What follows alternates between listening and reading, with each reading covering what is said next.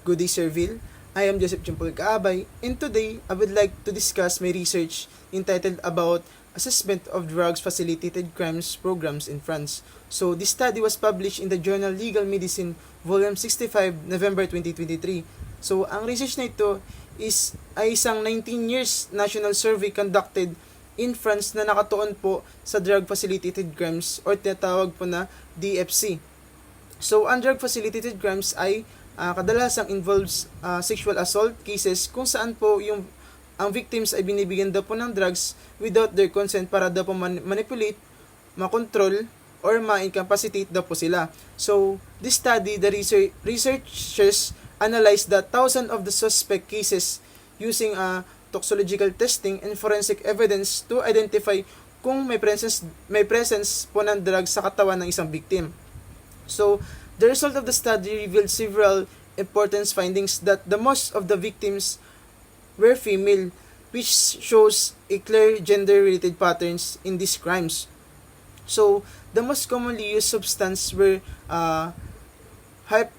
hypnotics and other incapacitating drugs na nagdudulot pa ng drowsiness, confusion, memory loss, or unconsciousness na maaaring cases po ng late na nare-report, meaning ang victim daw po ay naghahanap to ng medical or legal help hours or even days after ng incident.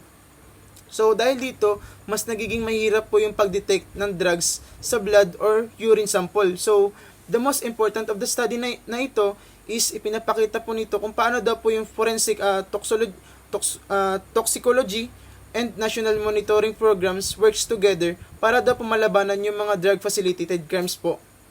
It also when it comes po pag-support sa prevent strategies tulad po ng public awareness campaign or better reporting system po. So most importantly, it show real world example kung paano po ginagamit ang legal medicine sa criminal investigation to protect victims and to ensure justice. So the second study that I will discuss is about assessment of child death review using death certificates and forensic autopsy result.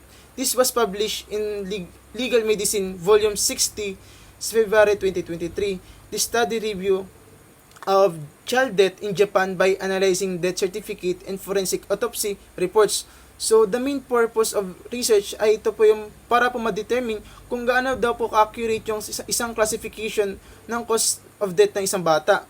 At kung may mga cases daw po ng suspicious or mini criminal involvement daw po, doon yung researchers daw po use official death records in autopsy to find examine pattern of child of death were classified na nakita po doon sa sa pag-study daw po nila na meron daw po minsan daw po na nagkakaroon po ng suicide accidental death and meron pong tinatawag po na meron rin po na homicide or intentional death and meron rin pong natural cause or meron pong katulad po na may mga karamdamang normal na sakit daw po katulad po ng sakit po sa mga baga, ganyan po na nagkakos pa ng kamatayan po ng bata. So finding of the study that they revealed several important findings.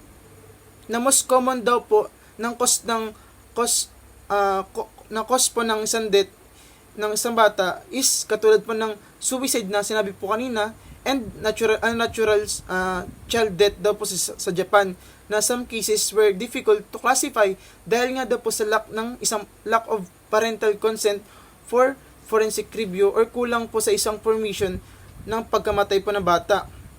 So sinasabi rin po sa forensic autopsy na played a crucial role in the clarifying the exact cause of death, especially sa mga suspicious or unclear cases po.